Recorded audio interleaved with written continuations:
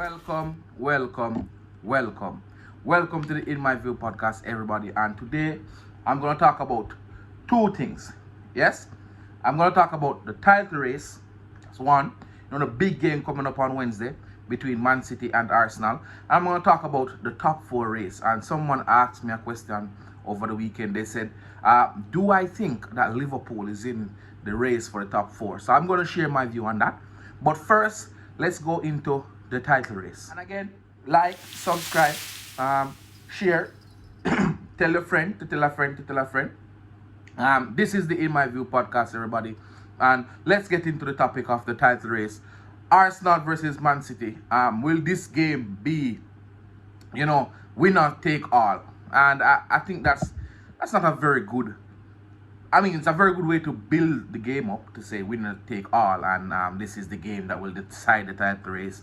I'm not going in that direction. I think that this is the game that will, give a good indication of who will win the title. But I don't think that this is the title decider.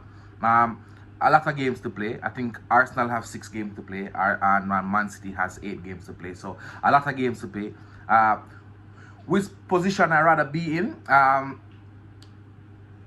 I would rather be an Arsenal player right now because I have the points on the board. I have the chance to go to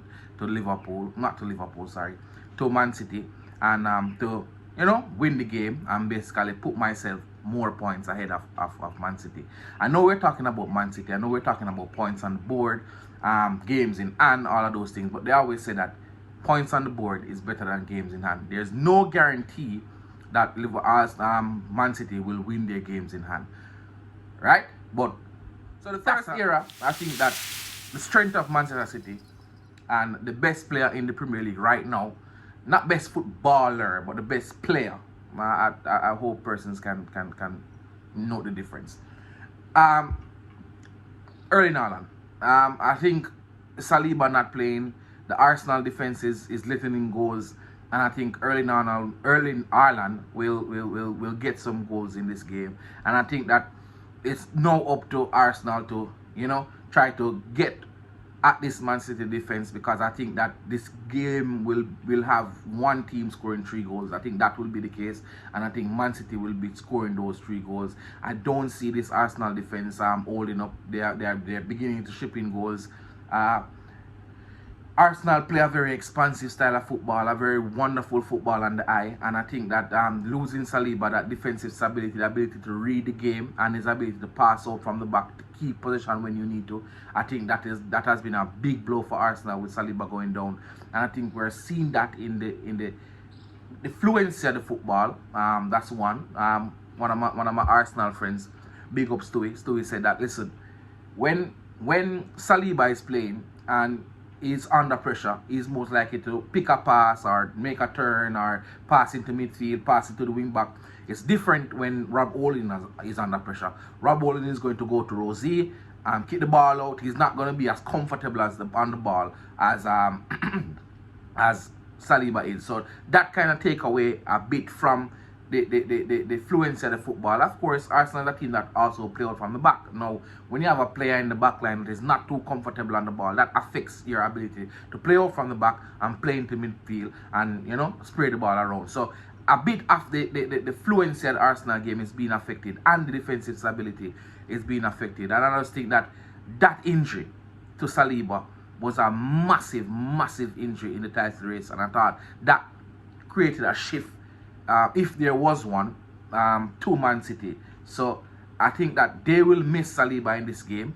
I could be wrong. Arsenal could show up and beat City 2-0 and keep a clean sheet, and Ron Owen could be the man of the match. Had a great game against Erling Haaland. But I'm just saying, based on what I've seen so far and based on what others have observed about this Arsenal team, Saliba is a big, big, massive miss for them. So I think that this Man City team will win the game in the final third, just like they did when they played against Arsenal. They have quality players in the final third, players very dependable.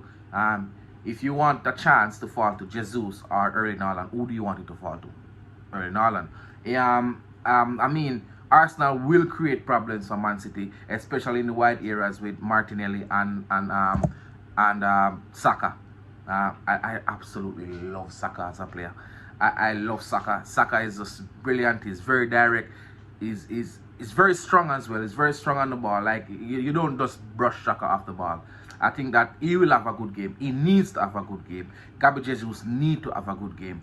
But also a bit of, I would say, a worry in the Arsenal backline is also Zinchenko. Now, Zinchenko is proving himself to be a bit of an headache for the past, 3 games.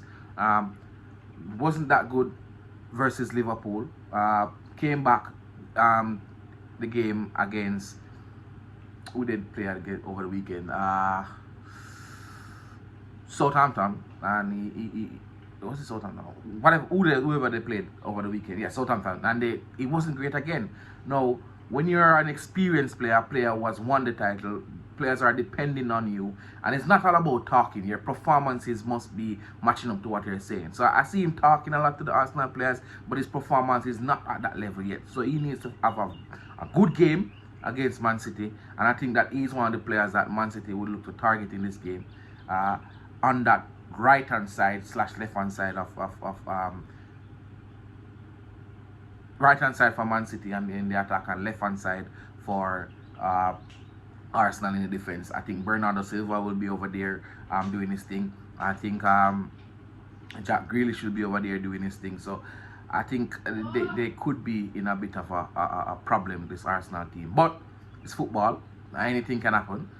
As I said before, Arsenal win this game. You're 8 points ahead, and you take it from there. So I think that this game will be a 3-1 victory to Manchester City early now on to get an hat-trick. Now let's talk about the title race. Not the title.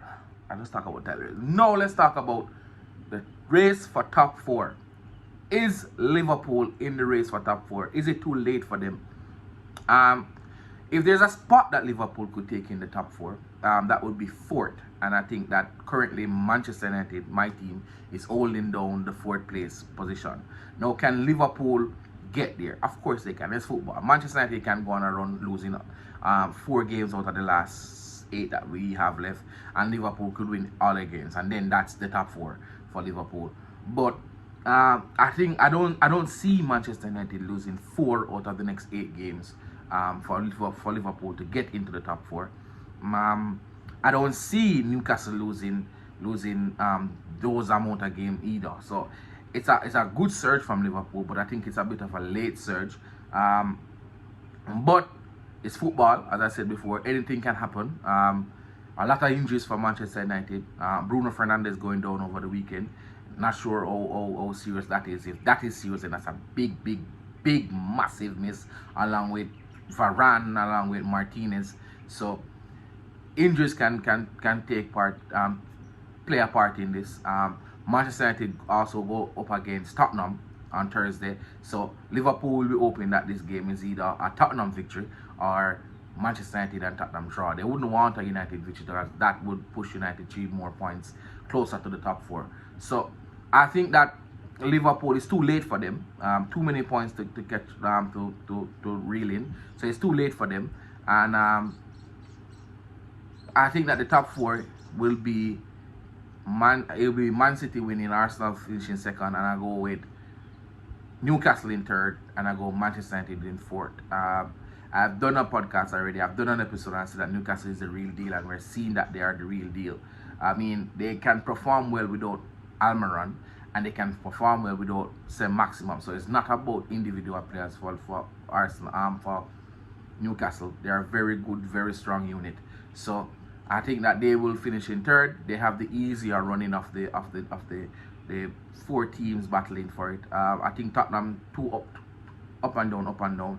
A victory against Manchester United on Thursday will definitely, put them back into the race. But I think if Man U beats them on Thursday, then that's it for them.